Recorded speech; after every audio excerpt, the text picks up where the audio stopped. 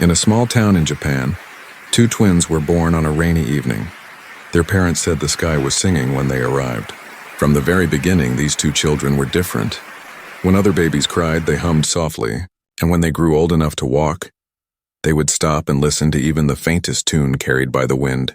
Their names were Hiro and Kenta, and music ran through their veins like blood. Their father repaired old pianos for a living. He worked in a tiny wooden workshop filled with the smell of varnish and dust. Sometimes, when he tested a piano key, one of the twins would come running from the next room and press another key. Perfectly in tune, their mother was a piano teacher. Kind and patient, she believed that music could heal hearts. Every day after school, the twins would sit quietly near her while she taught other children. They watched her fingers glide across the keys, memorizing every movement without saying a word. As they grew older, Hiro and Kenta became inseparable. They could finish each other's melodies the way other twins finished sentences. When one played a soft tune, the other would immediately follow with a harmony that sounded like a conversation between two souls. Their parents often said it's like they share the same heartbeat, and perhaps they did. Because when Hiro was sad, Kenta played gentle notes to calm him. And when Kenta was tired, Hiro's melody brought him back to life. At school, the twins were quiet. They didn't have many friends. While others played sports or talked about cartoons, they sat under the cherry blossom trees. Sketching music notes on torn pages, some children laughed at them, saying, "You two think you're famous musicians," but the twins never fought back. They only smiled, because they didn't play for fame. They played for something deeper, something only they could understand. One day, during a small school event, their teacher asked if anyone wanted to perform. Most children hesitated, but Hiro raised his hand. Kenta followed without question. The audience didn't expect much from two quiet boys. But when the twins started playing, the room fell silent. Their tune was simple, but it had emotion, like a story without words. Some teachers wiped their eyes without knowing why, and for the first time, the twins felt what it meant to touch someone's heart through music. After that day, everything changed. The twins practiced harder than ever. They didn't have fancy instruments or expensive lessons, but they had determination. Their father would stay up late fixing broken pianos, and when customers couldn't pay, he sometimes asked to keep the instrument instead. Slowly, their small home filled with old instruments, each one with its own story. The twins treated them like friends, learning each sound, exploring every key. They began performing at small local gatherings, weddings, and school events. The people in their town started calling them the Miracle Twins because they played as if their souls were one. But even though people admired them, the twins never felt proud. They were humble. They believed music was not something to show off, but something to share. One evening, while watching a music show on television, they saw a world-famous orchestra performing under a grand conductor named Adrian Keller. He was powerful, confident, and everyone bowed to him. The audience cheered as he waved his baton, creating magic in the air. Hiro's eyes widened. "One day, I want to play there," he whispered. Kenta nodded. "Then we'll compose something they'll never forget." From that moment, their dream began. They started writing their own music, using the sounds of their town, the chirping of cicadas, the rustling of trees, the soft rain on their window. Everything became part of their melody. Sometimes they argued, sometimes they laughed, but in every note, they poured their emotions. Their mother would listen and smile, saying, "You don't need to copy anyone, just play what your hearts feel." As the years passed, their talent deepened, their fingers moved faster, their emotions ran deeper, yet despite their progress, they never stopped helping their parents. They worked at the piano shop, cleaned and fixed instruments. Sometimes late at night, they would play together quietly, creating tunes that made even the old piano seem alive again. But deep down, Hiro and Kenta both carried the same dream, to stand on a great stage and play for the world. They didn't want to be famous for themselves. They wanted people to feel something real, something that connected them beyond words. One winter evening, a music contest flyer blew into their workshop. It was for an international talent show hosted by the same conductor they had once seen on TV, Maestro Adrian Keller. Hiro picked up the paper, the corners smudged with dust and oil. His eyes met Kenta's, and without speaking, they both knew this was it, their chance to share their music with the world. Their parents hesitated at first, afraid the twins would be disappointed. But when they heard the twins' latest composition, a song that captured both joy and sadness, They realized it was time. They blessed them, saying, "Go and show the world who you are." That night, as the twins packed their instruments, the town was quiet. Snow began to fall softly outside, and the faint sound of their piano echoed through the workshop. It was not loud or grand, but it was pure. It was the sound of two hearts, one dream, and the beginning of a journey that would soon change everything. They didn't know yet that on that world stage they would face humiliation, pride, and the moment that would define their lives. But for now, in that small town, under the soft glow of the lamp, they played with hope, their fingers moving as one, their music carrying a promise into the future.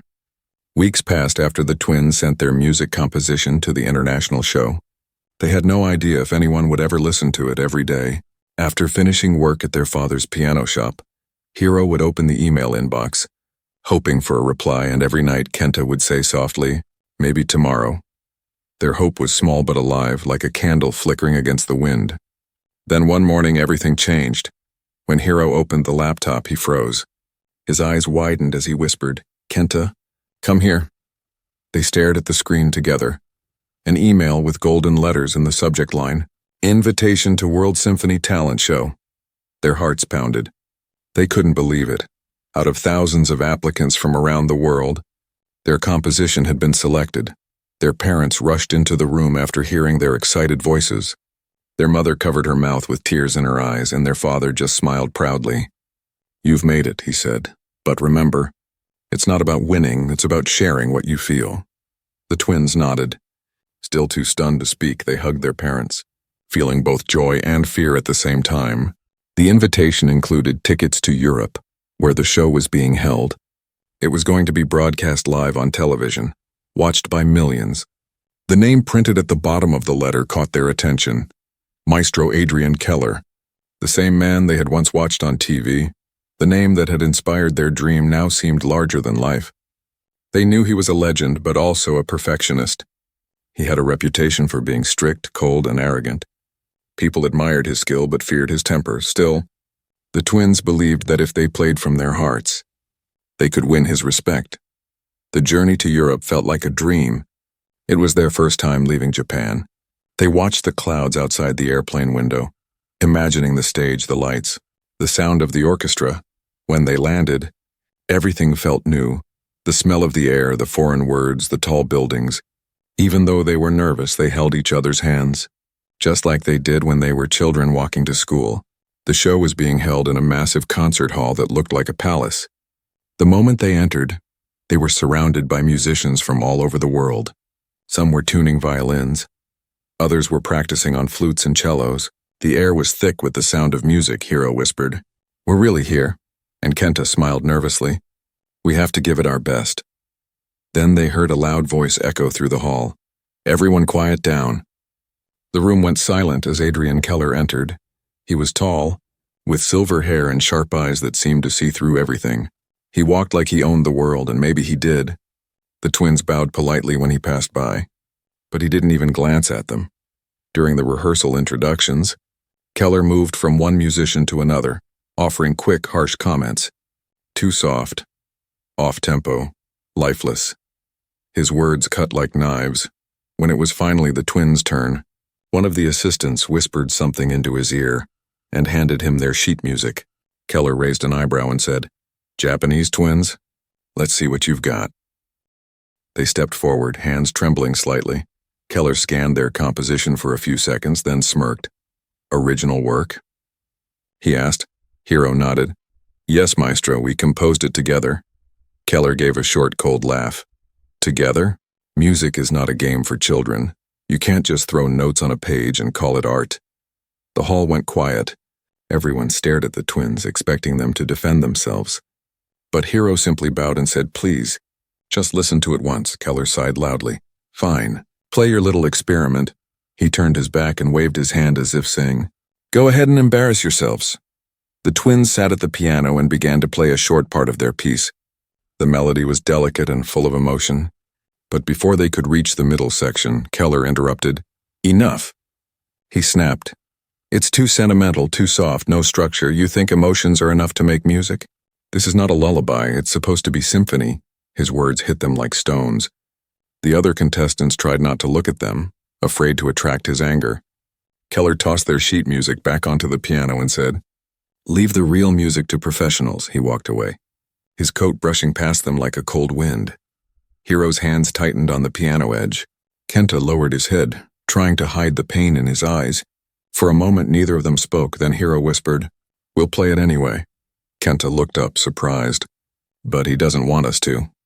Hiro's voice grew firm. "We didn't come here for his approval. We came here to let the world hear our song." They left the rehearsal hall quietly, carrying their music sheets close to their hearts. Outside, the city lights reflected on the glass buildings, making everything shimmer. Kenta finally smiled faintly. "If we can't play with him, then we'll play for him." That night, they practiced in their hotel room. They didn't have an orchestra, so Hiro hummed the string parts while Kenta played the piano. They worked until their fingers ached, until the room was filled with their music. The same piece that Keller had rejected now sounded more powerful than ever. It carried their sadness, their courage, and their silent promise to each other.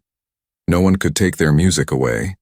When morning came, the twins looked at each other in the mirror, dressed in simple black suits. "Whatever happens today," Hiro said softly, "let's play like it's our last performance." Kenta nodded. "And let the world decide if it's music or not." They didn't know it yet. But that single decision, to play their hearts out in front of millions, would soon turn into the moment that changed everything.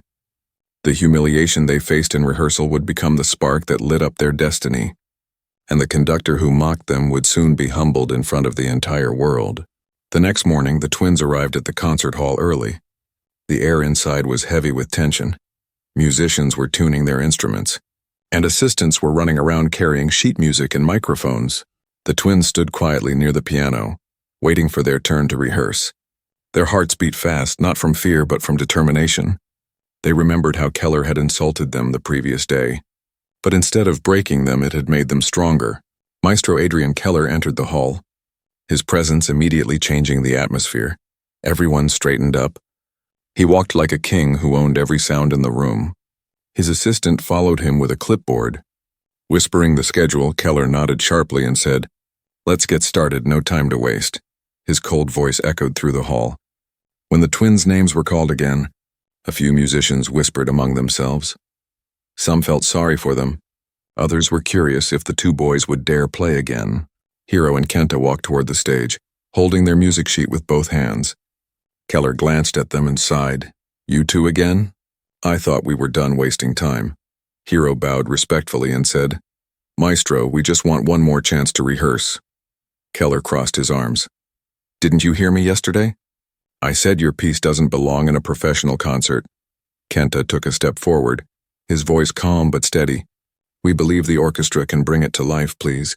Just give us a few minutes." For a long moment, Keller stared at them, his expression unreadable. Then he laughed, a short, cruel laugh that made some musicians look away. "Fine," he said. "Play your little melody. But don't waste my orchestra's time." He snapped his fingers, and the musicians lifted their instruments reluctantly. Some looked at the twins with pity, others with curiosity. The twins nodded to each other.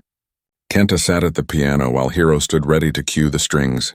They began softly, letting the music grow like sunlight spreading across water. The violins followed gently and the flutes joined in. It was peaceful yet full of feeling. The melody was simple but powerful. It made people stop thinking and just listen. But before they could reach the second movement, Keller raised his hand sharply. "Stop!" he barked.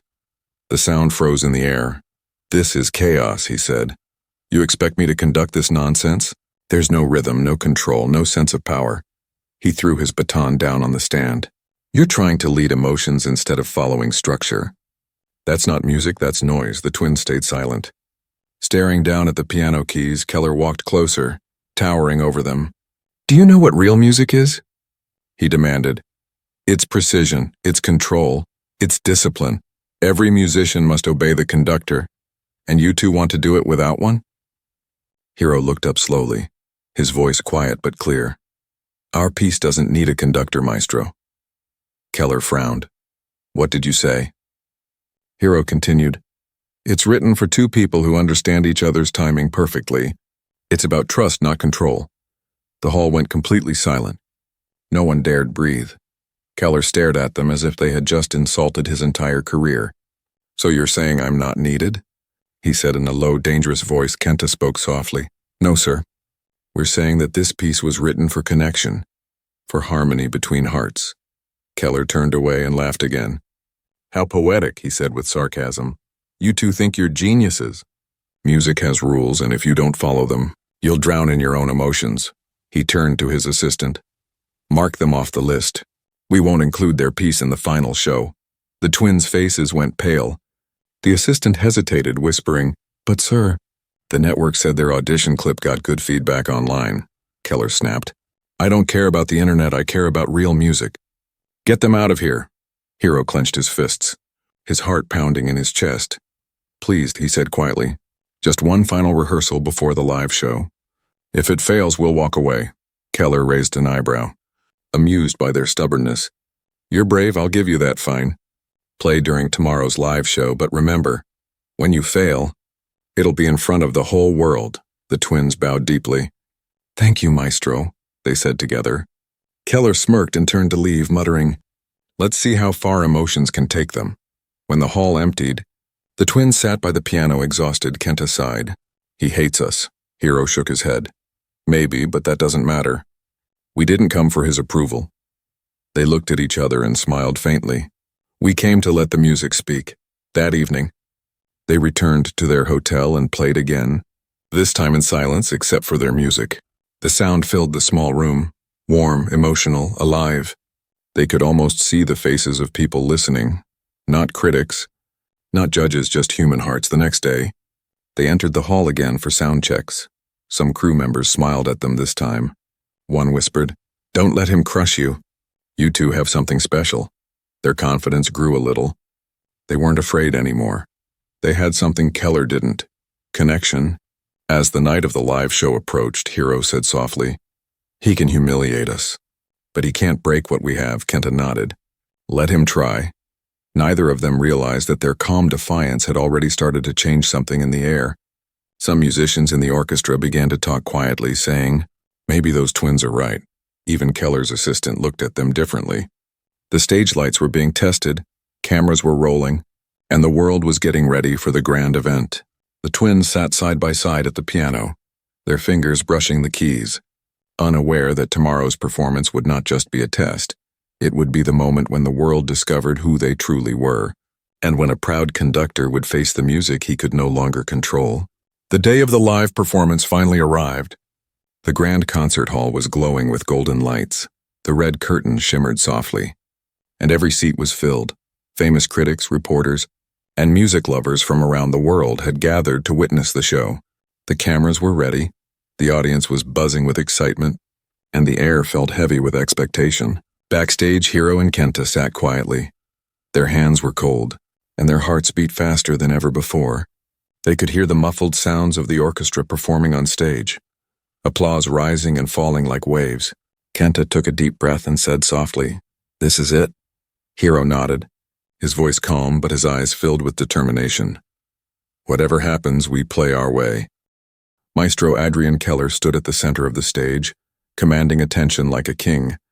The spotlight followed him as he introduced each performance.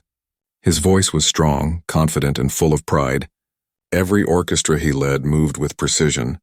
The crowd admired him, believing there was nothing he couldn't control. But inside, Keller was still bothered by the twins' defiance from rehearsal. He had allowed them to perform only to prove them wrong, to make them an example of what happens when you challenge the rules.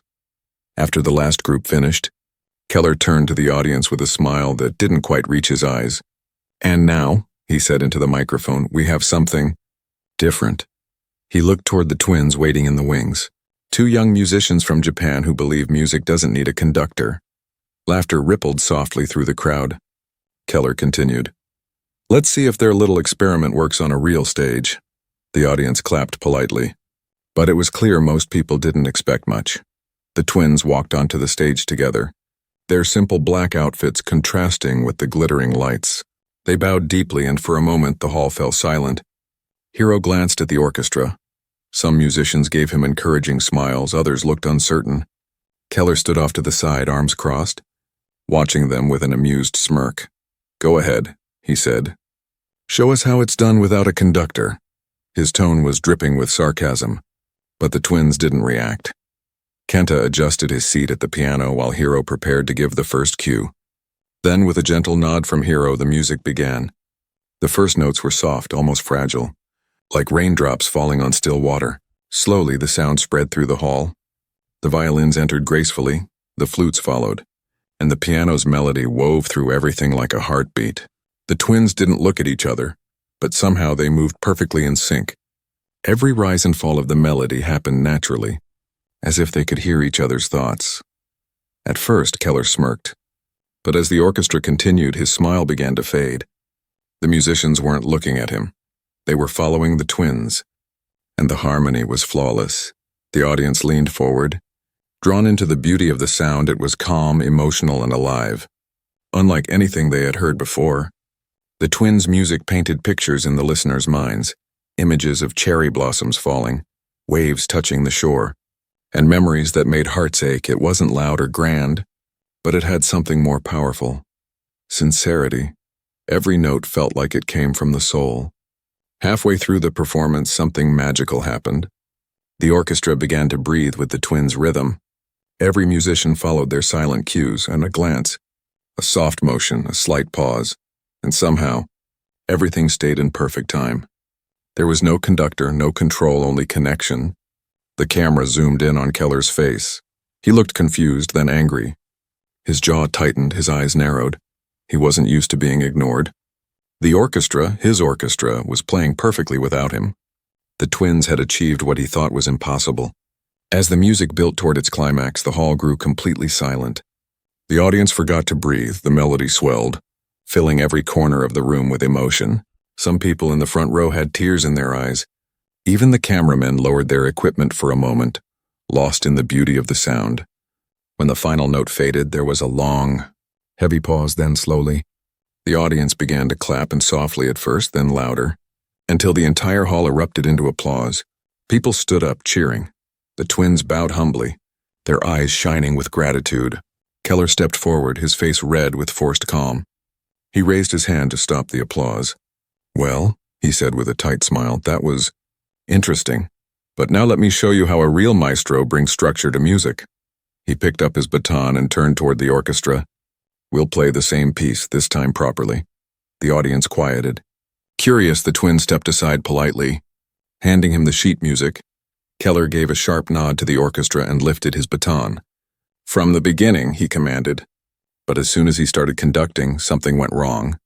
The orchestra followed his signals, but the sound felt wrong and stiff, broken, out of rhythm. The melody that had flowed like water before now sounded mechanical. The musicians hesitated, unsure how to follow him. Keller grew frustrated, waving his arms more aggressively, shouting, "Faster! No, slower. Strings, stay in tempo." The twins watched quietly from the side, their expressions calm. They didn't need to say anything. The music was already speaking for them. The very composition that Keller had mocked refused to obey him.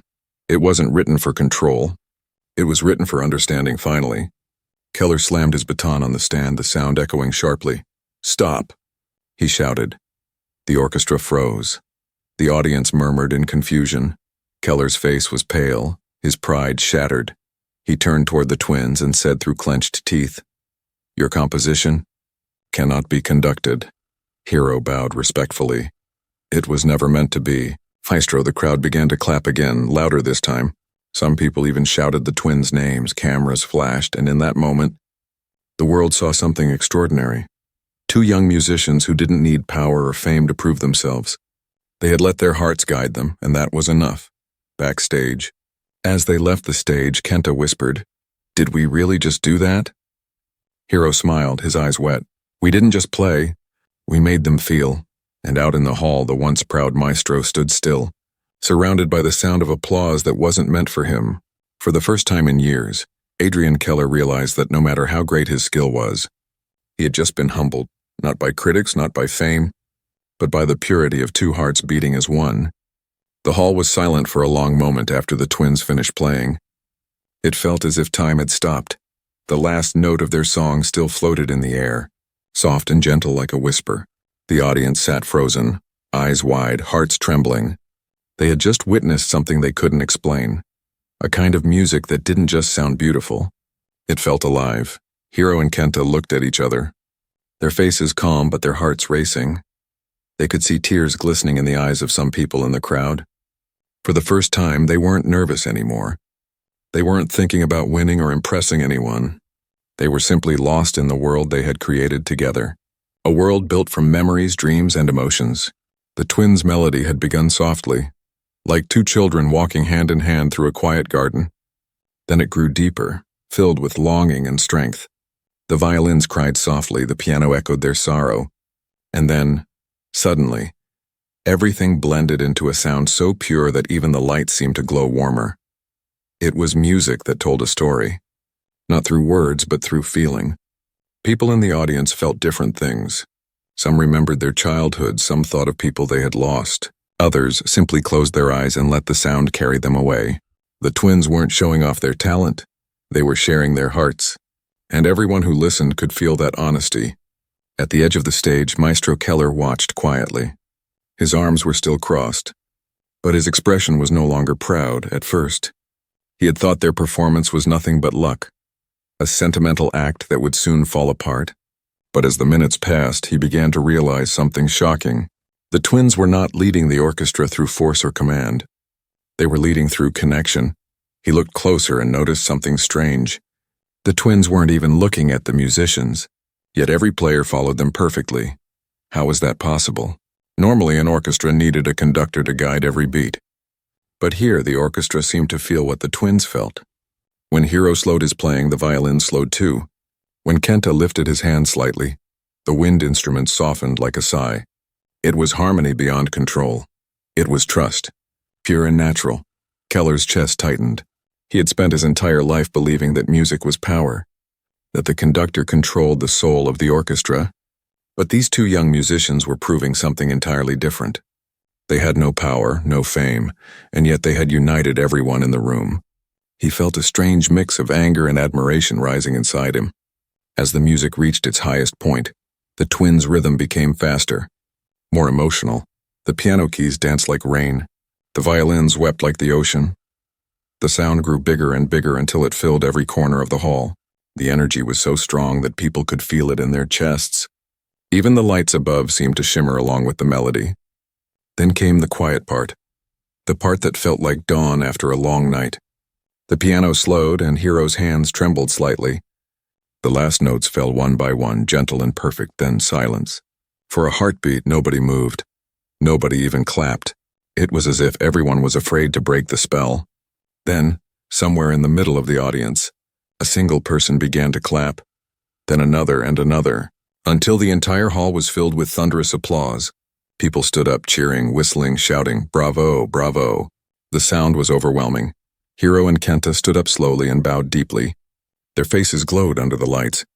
Keller stood still in the shadows, his jaw clenched tightly. He hadn't expected this, he hadn't expected them. When the applause began to fade, Keller stepped forward. His expression was stiff. His pride struggling to stay alive, he held out his hand to stop the noise. "Very touching," he said into the microphone. "But let's see if this magic holds up when performed properly," the crowd murmured. Keller turned to the orchestra, his eyes sharp again. "We will now play the same piece," he announced, "the right way. With a conductor." The twins looked at each other silently. They didn't say a word, but their expressions showed quiet understanding. They had nothing to prove. Keller took the baton and raised it high. The orchestra prepared, and the hall fell silent again. He gave a sharp motion, and the music began, but something was wrong. The sound that had felt alive moments ago now felt empty. The rhythm was too forced, the emotion too cold. Keller's movements were strict and controlled, but the orchestra hesitated. They tried to follow him. But the melody didn't flow, it sounded broken, hollow and lifeless. The same notes, the same instruments. Yet the feeling was gone. The audience shifted uncomfortably in their seats. They could feel it too. Keller frowned, waving his baton faster. "Keep tempo," he snapped. The violins struggled to keep up. The flutes came in too early. The piano lost its softness. The music was falling apart. His control, The thing he valued most was slipping through his fingers. Finally, he slammed the baton down on the stand, the loud crack echoing through the hall. "Stop!" he shouted. His voice echoed harshly. Everyone froze. Keller turned toward the twins, his face pale, his pride shattered.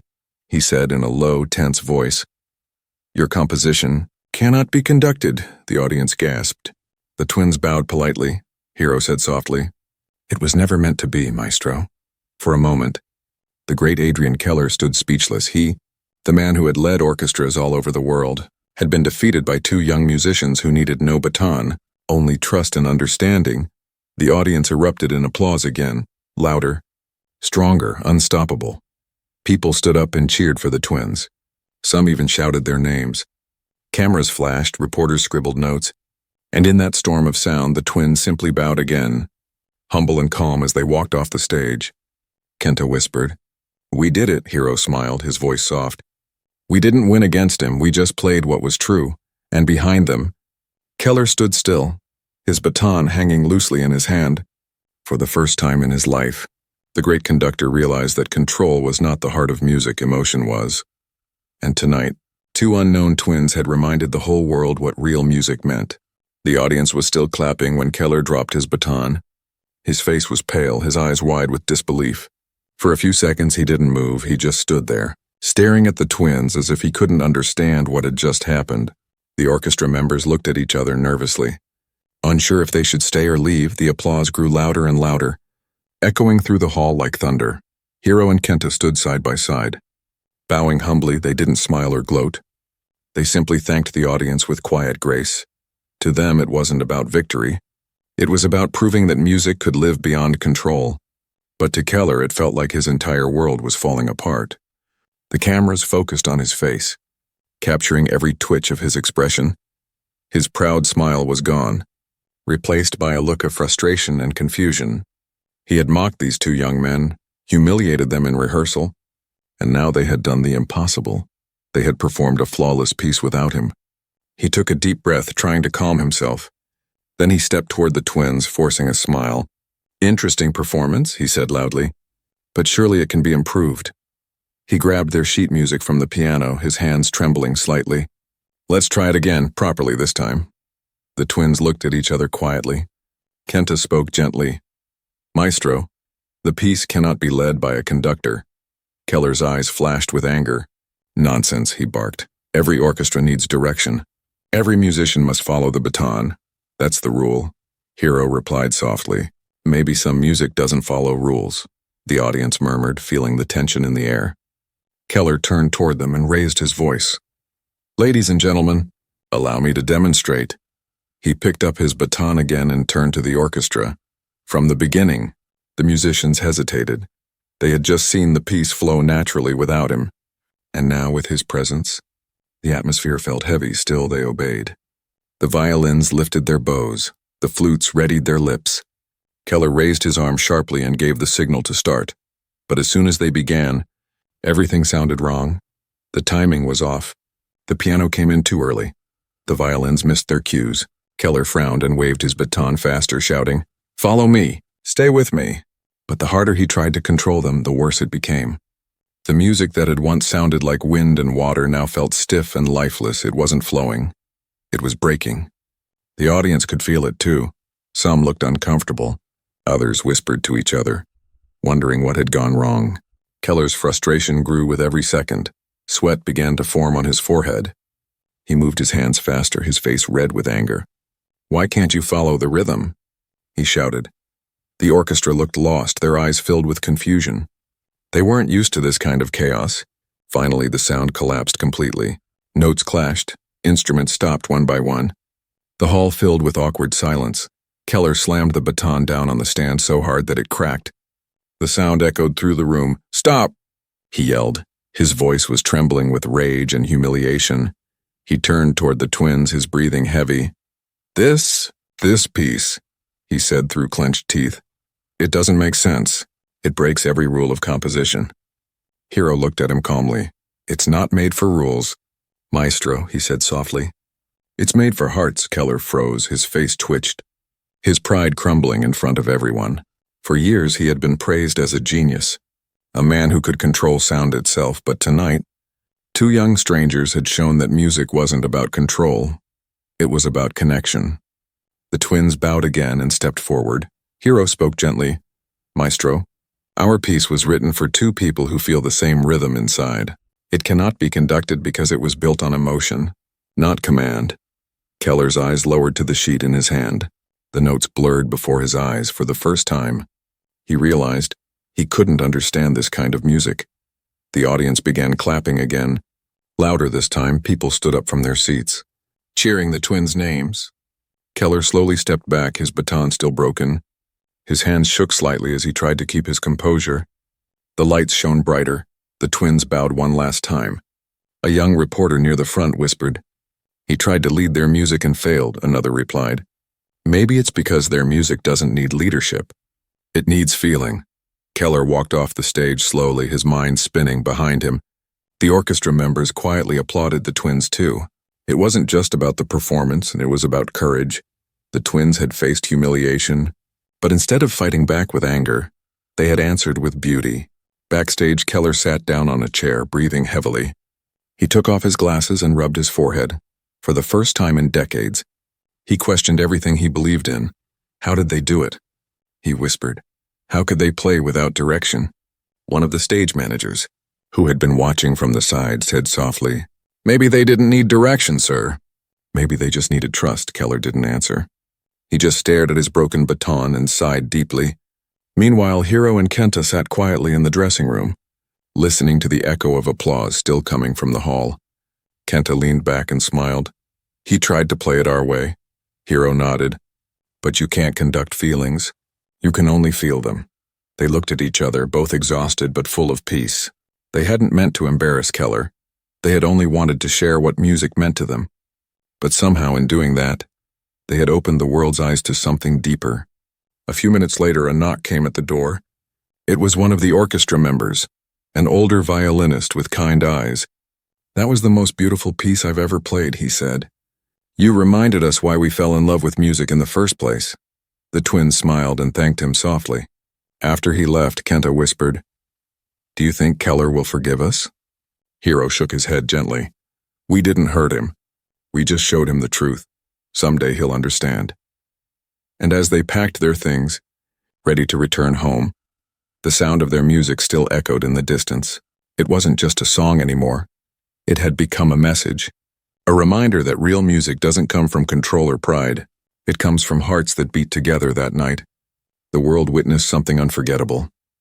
A famous conductor had fallen silent, not because he was defeated, but because, for the first time, he had heard a kind of music that didn't need him, music that was alive, free and full of love, and somewhere deep inside, even he knew, he would never hear anything like it again. The next morning, the world woke up to something unexpected. Every news channel, music blog, and social media platform was talking about one thing: the Japanese twins who outplayed a world-famous conductor on live television. Clips from the show spread everywhere, and within hours their performance had gone viral. Millions of people were sharing the video, leaving comments like, "This is what true music feels like," and they didn't need control, they needed heart. The headline that appeared in newspapers was bold and unforgettable. "The piece a maestro couldn't conduct." Reporters from all over the world started asking, who are these twins? Where did they come from? The story had all the elements of a miracle. Two unknown musicians from a small Japanese town had humbled one of the greatest conductors in history, and they had done it with grace, humility, and emotion. Hiro and Kenta were still in their hotel room when their phones started buzzing nonstop. At first, they didn't even understand what was happening. Kenta picked up his phone and gasped, "Hiro, look at this." Thousands of messages flooded their social media pages. People were writing from every corner of the world, saying how their music made them cry. Hiro's eyes widened as he read one comment. "A mother said she listened to our performance with her sick child, and it gave her hope," he whispered. His voice trembled. "We really touched people. Their parents back in Japan were watching the replay on TV. Their mother had tears in her eyes. My boys," she whispered, holding her hands together. Their father, who had always been quiet, smiled proudly. "They didn't just play music," he said. "They spoke the language of the soul. Meanwhile, Adrian Keller was facing a very different morning. The man who had once been praised as a musical genius now found himself at the center of public criticism. News channels replayed the moment he failed to conduct the twins' composition. People wrote angry comments online, saying he had disrespected them. Arrogance finally met its match, one journalist said. For years, Keller believed he controlled music. But last night, music controlled him. At a press conference later that day, Keller appeared with tired eyes. He avoided most questions, but when one reporter asked, "Do you admit that the twins' music was beyond your control?" He hesitated. The camera zoomed in on his face, and after a long pause, he said quietly, "Their connection was something I could not replicate." It was the closest he had ever come to admitting defeat. The twins, on the other hand, were overwhelmed by love and support. Invitations started pouring in. Orchestras from different countries wanted to collaborate with them. Record companies wanted to sign them. One famous pianist even called them the future of emotional music. But the twins stayed calm. They weren't chasing fame, they were chasing meaning. In one interview, when a reporter asked, "How does it feel to become famous overnight?" Hiro smiled shyly and said, "Fame isn't our goal. We just want people to remember that music is not about showing power. It's about sharing feelings," Kenta added softly. "We didn't want to beat anyone. We only wanted to play something that speaks truth." Their words touched millions of hearts again. People admired not only their talent but also their humility. Videos of their childhood home and their piano shop began circulating online, showing the simple life they came from. Fans sent letters, gifts, and thank you notes to their family. Some even traveled to their small town just to see where the miracle twins had grown up. But while the twins' fame grew, Keller's reputation began to crumble. Sponsors withdrew from his upcoming projects, and musicians whispered about his arrogance. Some of his orchestra members even quit, saying they no longer wanted to play under someone who didn't respect emotion. For the first time in decades, the great maestro found himself alone, sitting in silence, remembering the faces of those two young men and the music that had defeated him. One night, Keller watched the twins' performance again in his dark apartment. As the melody began, his eyes softened. He finally saw what he had missed. The way their fingers moved, the small nods they shared, the emotion that poured through every note. He realized that what he called chaos was actually harmony without command. He whispered to himself, they weren't breaking rules. They were rewriting them. Meanwhile, Hiro and Kenta traveled across cities, performing their piece on different stages. Every time they played, the crowd would fall silent just like that first night. People didn't just listen. They felt after each performance, people would say things like, "It healed something in me," or "I remembered someone I lost." The twins never let the fame change who they were. They still practiced together every morning, still argued about tiny details, and still laughed when they made mistakes. They called their music a conversation between hearts, and wherever they went, they shared that belief. In one special concert in Vienna, a group of children from a music school came to meet them backstage. One little girl nervously asked, "How did you play so perfectly without a conductor?" Hiro smiled and said, "Because we listen, not just to sound, but to each other." Kenta added, "When you really trust someone, you don't need anyone to tell you what to do. You just know." The children clapped and laughed, their eyes full of wonder. Back home in Japan, a small plaque was placed outside their father's piano shop. It read, "Here lived the twins who taught the world that music doesn't need control, only love." Even though they were now world famous, Hiro and Kenta never forgot their roots. They returned often to their hometown, visiting their parents, fixing old pianos, and giving free lessons to local children. They said they wanted to give back what music had given them: peace, hope, and connection. And while Keller's career faded into the shadows, he too changed quietly. He began visiting small schools, teaching young musicians to play with emotion instead of perfection. He no longer shouted during rehearsals.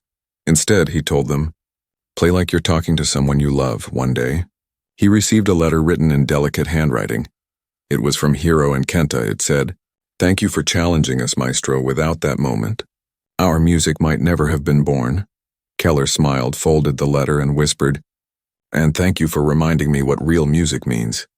The twins' story spread across the world, not as a tale of competition, But as a lesson about humanity, they had shown that the most powerful music doesn't come from control, but from compassion, from two hearts beating as one, and wherever their melody played, it reminded people that even in a world full of noise, there is still room for silence, connection, and truth. Many years passed after that unforgettable night, but people still remembered the twins who played without a conductor. Their names, Hiro and Kenta, became symbols of purity in the world of music. Even after a decade, people still talked about that performance, the one that silenced an entire hall and made the world feel something it hadn't felt in a long time. The twins continued to perform together all over the world. Their concerts were always sold out, not because they were famous, but because people said listening to them felt like watching two souls speak without words. Every time they played, the audience grew quiet, hearts slowed, and eyes filled with tears. They never added fireworks or big lights to their shows. Just two pianos, two chairs, and a single spotlight. That was all they ever needed. They didn't just perform their famous piece. They kept writing new music, songs inspired by life, love, loss, and peace. Each one told a story, sometimes joyful, sometimes painful, but always real. People said that their music could make you feel your own memories again, that it reminded you of someone you loved, someone you missed, or something you once believed in. Their bond remained unbreakable. They still practiced every morning together, just like when they were children in their father's small workshop. Their mother used to say, "When they play, I can still hear the sound of rain that fell the night they were born." It was true. Their music always carried a soft rhythm, like raindrops on glass. Despite their fame, Hiro and Kenta never forgot who they were. They still lived simply. They sent money back home, repaired their old family piano, and even opened a small music school in their town. They called it the Harmony House. It wasn't a big academy with fancy buildings. It was a cozy place filled with laughter, instruments, and dreams. Children from nearby towns came there to learn, but the twins never taught them just notes or scales. Instead, they taught them how to feel music. Hiro would tell them, "Don't play because you want people to clap. Play because you want people to feel something." And Kenta would add, "If you can make one person close their eyes and smile, that's real success." One day, while giving a small concert at their school, they noticed an old man sitting quietly in the back row. His hair was white, and he was leaning on a cane, but his eyes still had a spark. Hiro paused for a moment, his heart recognizing something familiar. When the concert ended, the old man slowly walked toward them. It was Maestro Adrian Keller, the man who had once humiliated them, the man they had unintentionally defeated. Time had softened him. His proud, sharp look was gone, replaced by calmness and humility. The twins bowed deeply as he approached, but to their surprise, he bowed first. Keller smiled faintly and said, "I came to listen, not to teach." His voice trembled. "I've watched your journey from afar, and I wanted to thank you." The twins looked at each other, shocked. "Thank us?" Hiro asked gently. Keller nodded. "That night, when I failed to conduct your piece, I thought I had lost everything, but I later realized I had gained something far more important." He looked around at the children holding violins and flutes, their faces full of excitement. "You reminded me that music isn't about power or perfection," he said softly. "It's about connection, about trust, about listening. For so long I had forgotten that." Kenta smiled, his eyes warm. "Maestro, you taught us something too," he said. "Without your challenge, we might never have found our courage." Keller chuckled quietly. "Then perhaps we needed each other." They talked for hours that evening, sharing stories about music, mistakes, and life. Keller told them how he had spent his later years teaching young musicians to play with heart. "Not fear, I tell them," he said, "that control kills emotion, but feeling gives it life." The twins nodded, understanding him completely. Before leaving, Keller looked at their piano and said, "Would you play it once more?" "The same piece." Hiro and Kenta exchanged a smile and nodded. They sat down together, fingers resting on the keys. Then they began to play. The melody was just as beautiful as before, soft, flowing, full of emotion, but now it carried something deeper. Time, forgiveness, and peace. Keller closed his eyes as he listened, a tear sliding down his cheek. When the last note faded, he whispered, "Now I understand." He stood up slowly, shook their hands, and said, "You didn't defeat me that night. You awakened me." The twins bowed deeply, and for a moment the three of them stood in silence, united by music, the very thing that had once divided them. After Keller left, Hiro sat quietly, watching the sunset through the window. "Do you think he'll be remembered?" he asked softly. Kenta smiled. "Yes, not for his pride, but for the lesson he learned." Years later, when Keller passed away, the twins dedicated their next concert to him. On stage, under gentle light, they told the story of the maestro who once believed in control, but found peace in emotion. They played the same piece again, the one no one could conduct, and this time it felt like a farewell between old friends. Their performance was broadcast around the world, and people who listened said it was their most powerful one yet, because it wasn't just about music anymore. It was about forgiveness, respect, and legacy. As time went on, the twins became legends, but they never acted like stars. When asked what the secret to their success was, Hiro said, "It's simple. We never tried to impress anyone, and Kenta added, "We just tried to speak honestly through our music." Even after they grew old, they still played side by side, their hands slower, but their hearts just as full. And when one of them grew too weak to play, the other continued for both, saying, "Our melody doesn't belong to one, it belongs to us." Their story became part of music history. Two humble souls who changed the meaning of art. Teachers told their tale to young students as an example of courage and sincerity. And every time someone played their piece, it reminded the world of one truth, that music isn't about who leads or who follows. It's about hearts finding each other through sound. And so, long after they were gone, their song lived on. Played in schools, concerts, and homes, touching new generations. The world forgot many great performances, but never theirs. Because what they created wasn't just a melody. It was a reminder that true harmony comes from love, not control.